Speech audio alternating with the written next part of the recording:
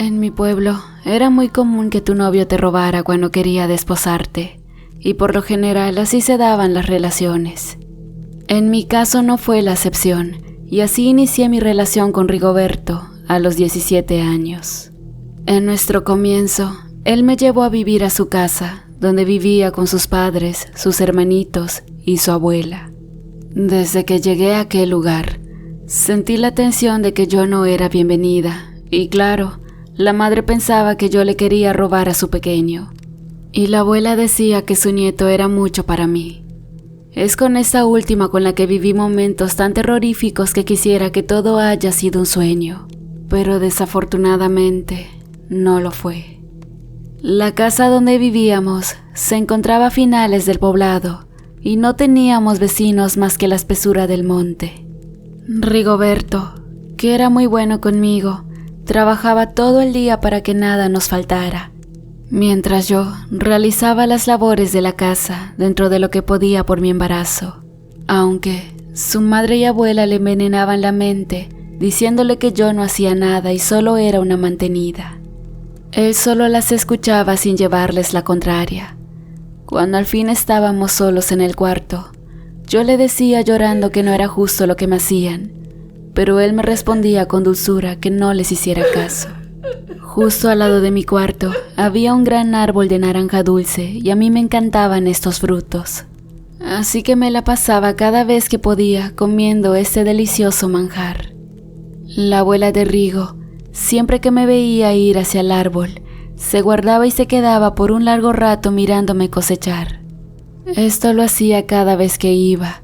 Yo fingía no darme cuenta. Aún me incomodaba muchísimo su presencia.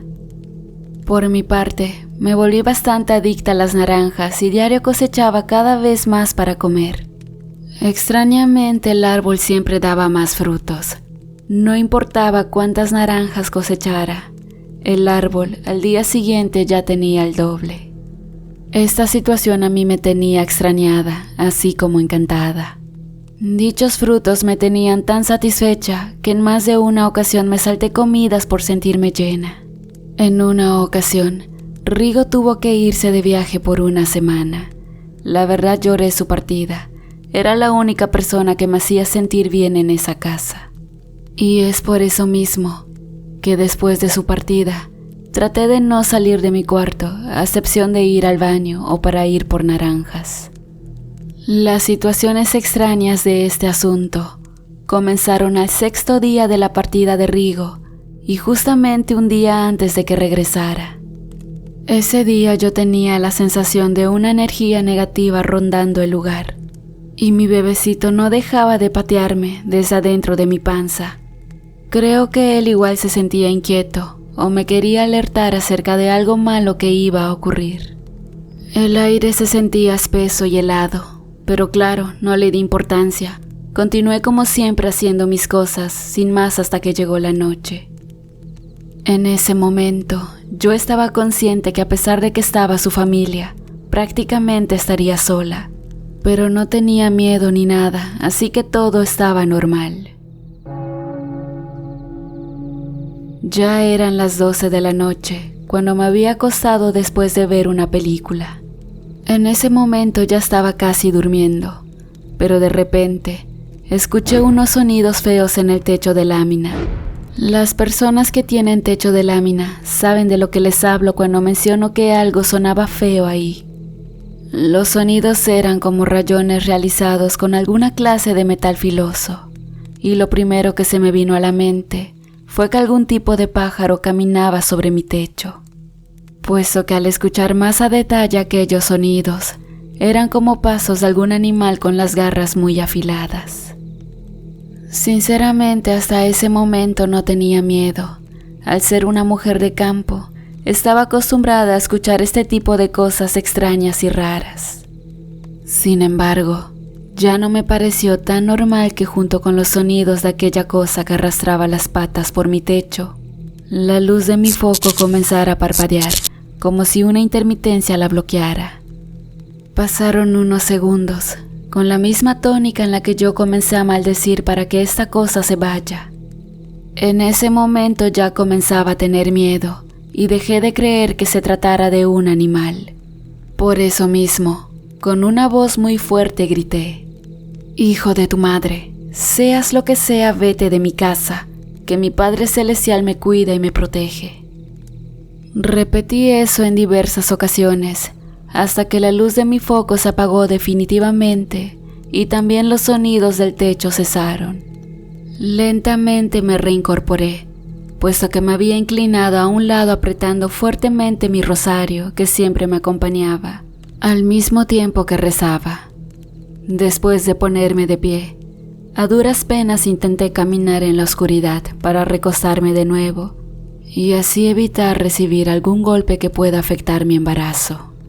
Pero una luz, como una llamarada gigante, llamó mi atención, por lo que miré por la ventana y fue cuando sentí un escalofrío que me recorrió el cuerpo por completo y comencé a temblar hasta el grado de orinarme, además de que también estuve a punto del desmayo, puesto que miré claramente una bola de fuego que se movía rápidamente y se acercaba hacia mi ventana.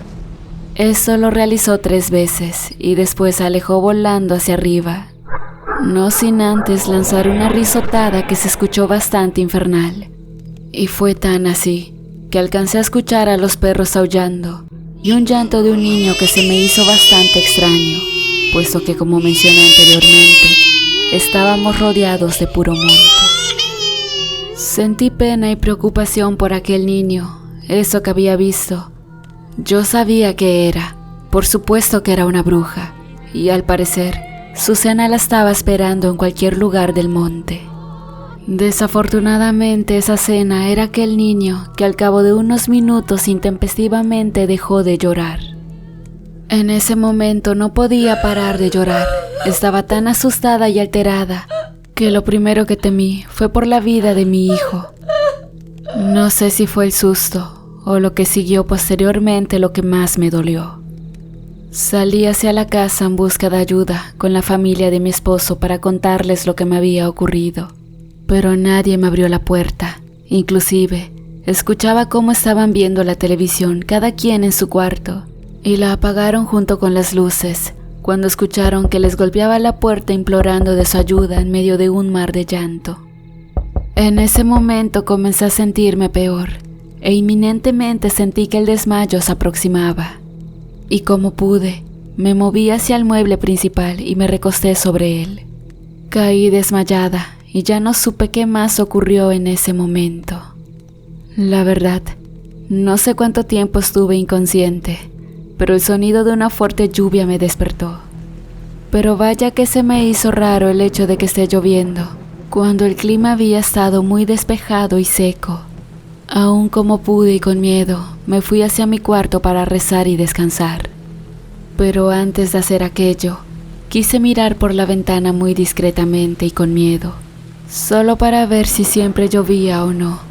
Y efectivamente, el clima era frío, pero no había ninguna lluvia. Inclusive el cielo era estrellado. Sin embargo, de nueva cuenta sentí un terror indescriptible cuando miré a la abuela de mi esposo, orinando sobre aquel árbol de naranja. Yo no entendía qué pasaba. La casa contaba con 2 baños y además, la señora tardó como 10 minutos orinando directamente en las raíces de aquel árbol. Discretamente, así como llegué hacia la ventana, me separé de ella y me acosté no sin antes de nueva cuenta agarrar mi rosario y rezar. Por obvias razones no podía dormir, y la sensación de mirar a la abuela frente a mí al momento de cerrar los ojos no me dejaba en paz. No obstante, desconozco en qué momento el cansancio fue superior y caí rendida en sueño. Al día siguiente me levanté a las 10 de la mañana, ya más tranquila pero bastante adolorida. Sentía un ardor por todo el cuerpo y una sensación rara en mi piel, pero aminoré todo aquello, puesto que aún me encontraba desconcertada por todo lo que me había ocurrido en el día anterior. Como en cualquier otro día, antes de desayunar decidí tomarme un baño, y al momento de meterme a la regadera, comencé a sentir un ardor por todo el cuerpo que no pude soportar. Rápidamente salí de esta, y me miré frente al espejo como si se tratara de una maldición que había caído sobre mí. Lloré, y lloré más fuerte cuando vi todo mi cuerpo lleno de raspones y moretones, que simplemente no sabía de qué manera me los había hecho. No sabía cuál era el motivo, si solamente me había dormido, y antes de dormir, no recuerdo haberme caído o lastimado.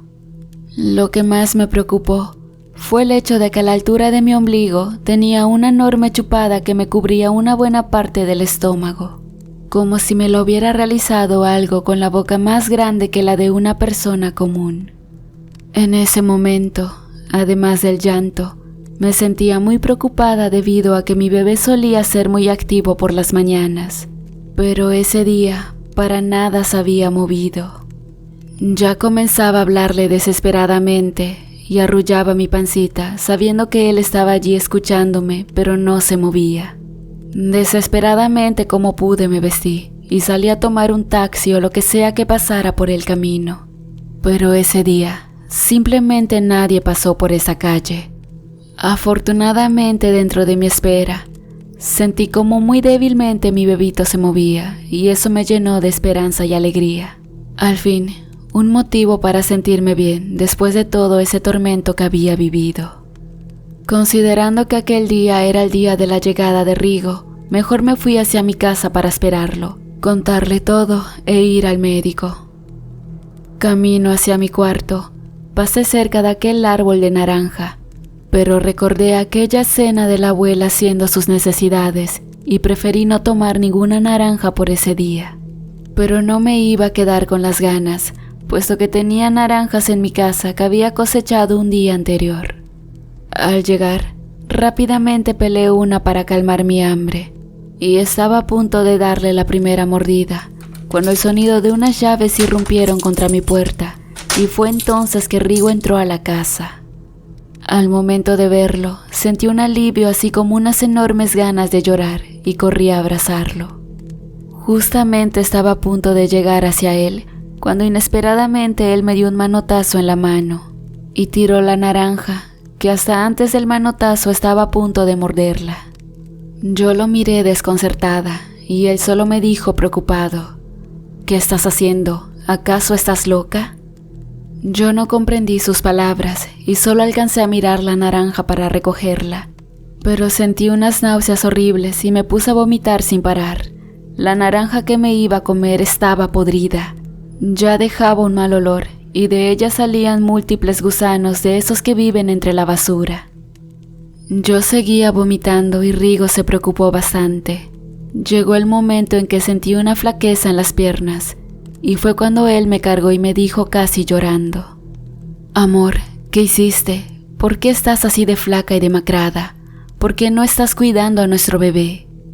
De nueva cuenta yo no entendía nada de lo que decía y tampoco tenía fuerzas para hablar, por lo que casi inconsciente solo me encontraba escuchando todo lo que él me decía. Él me sujetó entre sus brazos y rápidamente me llevó hacia su auto con destino al hospital. Yo estaba aún consciente y es por eso que al momento de pasar frente al espejo me asusté mucho. Al mirarme yo era otra persona. Me encontraba bastante flaca y demacrada. No entiendo cómo era posible si yo me encontraba bien. Aún después del susto de verme bastante acabada y diferente, lo extraño del asunto no terminó allí. Al momento que Rigo me llevaba hacia su auto, miré mi preciado árbol de naranja que se encontraba completamente seco y quemado. Realmente no lo podía creer. Ese árbol me había estado alimentando por bastante tiempo. Y no podría ser que en ese momento se encontrara así, tan falto de vida. Otra cosa que tristemente me llamó la atención fue que cuando Rigoberto me llevaba hacia su auto, su familia salió a mirar todo lo que ocurría y lejos de ayudarlo, brincaban y festejaban de alegría al ver que yo me encontraba mal. Todavía no puedo olvidar aquel rostro siniestro de la abuela, aplaudiendo alegremente al verme desvanecida y casi inconsciente. Nosotros vivíamos aproximadamente a 1:30 del hospital más cercano, y a pesar que Rigoberto manejaba todo lo que daba su viejo auto, yo veía todo a mi alrededor como si pasara en cámara lenta. Mi bebé no se movía y yo luchaba para no desmayarme, mientras Rigoberto, entre llanto, me animaba, diciendo que aguantara, que todo saldrá bien. Lo más extraño de todo es que me encuentro segura de haber visto a la abuela de Rigo en varios puntos diferentes del camino cosechando flores y en todo momento mirándome sin despegarme la vista. Y la imagen de ella fue lo último que tuve en mente hasta antes de desmayarme.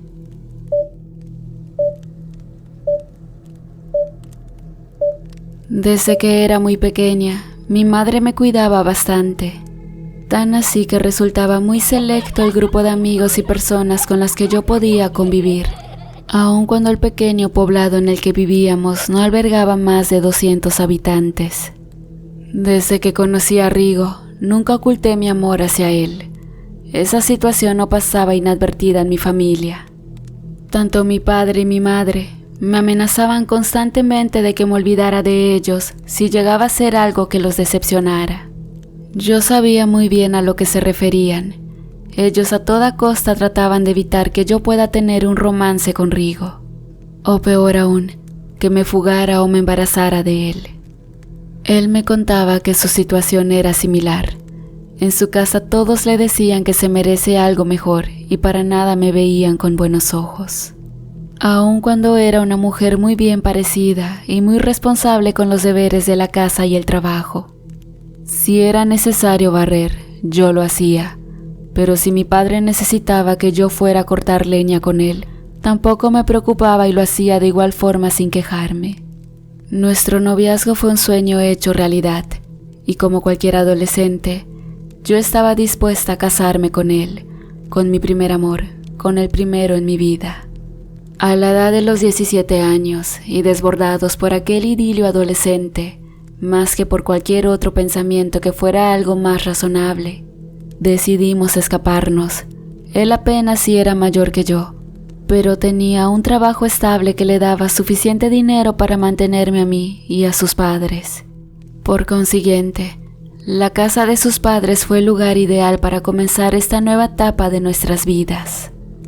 Aún siento cómo me hierve la sangre al pensar que esa fue una de las peores decisiones que he tomado en mi vida, puesto que si bien me sentía feliz por estar a su lado, por otra parte me gané el rechazo de mis padres, que desde ese día para ellos fue como si estuviera muerta. Y lo peor de todo fue el odio de la familia de Rigo hacia mí, que como bien se pudo constatar en la primera historia que les había compartido, me hicieron la vida imposible aun cuando yo estaba embarazada. Está de más repetir que descubrí de una forma macabra que la abuela de Rigo era una bruja, y que a como dé lugar quería que yo me alejara de su nieto. Es por eso que a continuación les contaré lo que sucedió después de que me desmayé. Eran como las 2 de la tarde cuando recobré el conocimiento. Frente a mí estaba el doctor y Rigo, quien se puso muy contento al verme consciente. El doctor le había dicho que yo tenía anemia debido a mi mala alimentación, pero que estaba esperando un análisis de sangre más completo para determinar si también tenía algo más.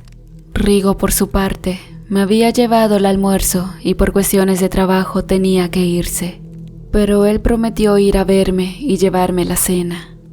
Ya por allí de las 8 de la noche, Rigo regresó a verme y trajo consigo la cena, además de 1 litro de jugo de naranja.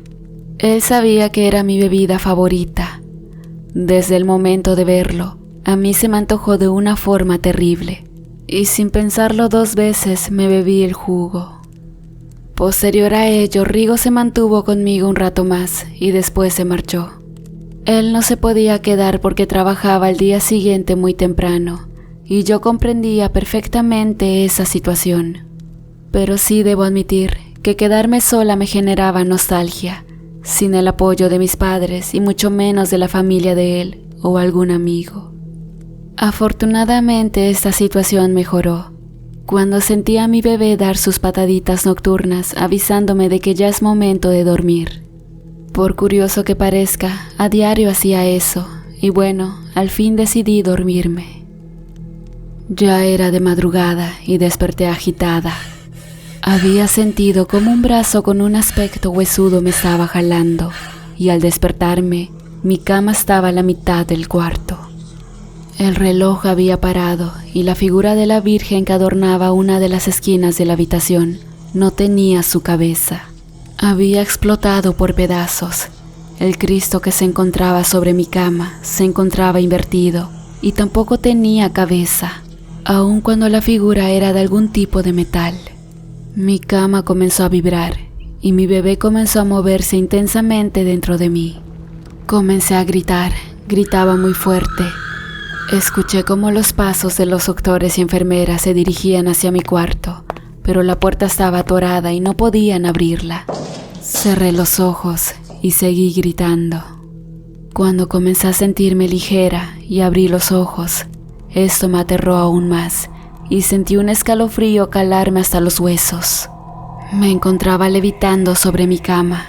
Entre llanto y gritos comencé a moverme, pero yo me encontraba al aire y lo peor de todo fue ver parado frente a mí aquella sombra que poco a poco caminaba hacia mí y le alcancé a ver su cuerpo huesudo y extremadamente flaco que con una voz gutural me dijo: «He venido por ti». Y fue justo en ese instante que realicé el grito más fuerte de todos que me dejó un sabor a sangre en la garganta. Ya era de día cuando me desperté. Rigo estaba ya con una cara de nerviosismo y cansancio y los doctores se encontraban rodeándome.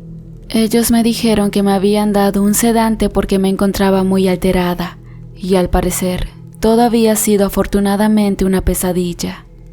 Vi la Virgen mirándome con la cabeza intacta, el Cristo sobre mí de igual forma, intacto. Rigo me comentó que antes de que me sedaran, yo pedía la visita de un sacerdote o de lo contrario, me suicidaría. Y es por eso que él había conseguido que el párroco de la pequeña capilla vaya a visitarme.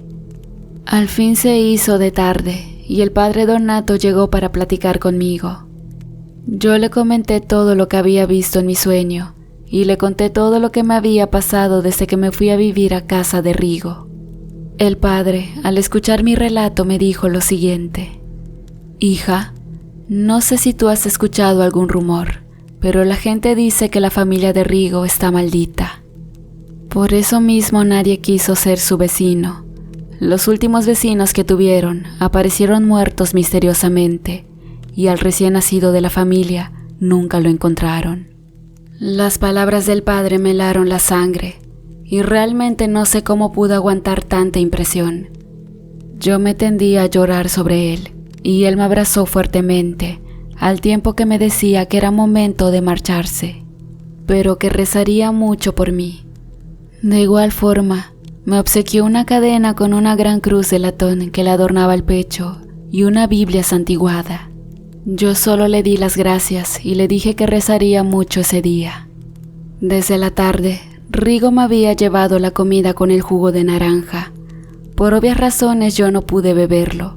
Cuando al fin estuve consciente, no me encontraba con hambre y recordé a su abuela orinando sobre las raíces de aquel árbol. Y unas náuseas me invadieron, por lo que tiré el jugo sobre una maceta que albergaba unas plantas de ornato. Quizás no me crean, pero al cabo de un rato aquella planta comenzó a marchitarse y de la tierra comenzaron a brotar gusanos de los que viven en la basura. Ya dada la noche, antes de dormir me puse aquel crucifijo que me había obsequiado el padre y comencé a rezar con Biblia en mano, y así estuve hasta quedarme dormida. Siendo muy de noche, el sonido de mi ventana abriéndose me despertó. Miré entre la oscuridad que algo separaba lentamente las cortinas. Era una viejita horrible, pero chiquita. En ese momento me sentí en un estado de shock y no me podía mover, ni los ojos podía abrir bien, por lo que solo miraba cómo caminaba lentamente hacia mí. Al llegar frente a mí, solo miré cómo me levantó el camisón y me empezó a chupar el ombligo. Ese dolor era horrible, como si me estuvieran cortando. Hasta el día de hoy desconozco de dónde saqué fuerzas entre ese miedo y dolor. Pero en ese momento agarré el crucifijo que me había regalado el padre y me la arranqué, y con mucha hazaña se la metí en el cuello. No sé cómo, pero esa cosa me gritaba: «Maldita perra, te vendí a ti y a tu vástago al diablo». Al escuchar eso me desmayé, y al día siguiente solo supe que la abuelita de Rigo estaba internada. Ella, para protegerse, obviamente mintió. Le dijo a todos que yo la quería matar. Sin embargo, era difícil que alguien me creyera, puesto que la anciana tenía mi cruz en el cuello. Ella le dijo a Rigo y al personal del hospital que se ofreció a visitarme cuando Rigo le dijo que me encontraba sola. Ella llegó cuando yo estaba dormida y le dieron ganas de tocarme la barriga, porque allá se encontraba su amado bisnieto. Pero al sentir sus manos, enseguida me levanté y me puse como loca, y arranqué mi cruz del cuello y se lo clavé sin misericordia. Al llegar las autoridades, ella dijo que no me iba a denunciar, solo que me separara de su nieto porque yo estaba loca y era un peligro para la familia. Ante eso la odié con toda mi fuerza, y sí, me alejé de ellos porque amaba más a mi hijo. Estando sola y embarazada, le pedí a Dios que mi hijo saliera sano después de tanto mal por el cual había pasado, y afortunadamente él escuchó mis plegarias. En cuanto a Rigo, aún lo amo, pero a su vez lo odio, por haber preferido a su familia antes que a mí y a su hijo, ya que él nunca creyó nada de lo que le dije, y al día de hoy no ha buscado a su hijo, tan siquiera para conocerlo. Hola, ¿qué tal, queridos amigos, querida familia, querida comunidad? ¿Cómo están? Espero que estén disfrutando de los relatos. Quisiera mandarles saludos a los miembros de la comunidad, Carlos Santos y Cristóbal-Fam. Muchas gracias por escucharnos.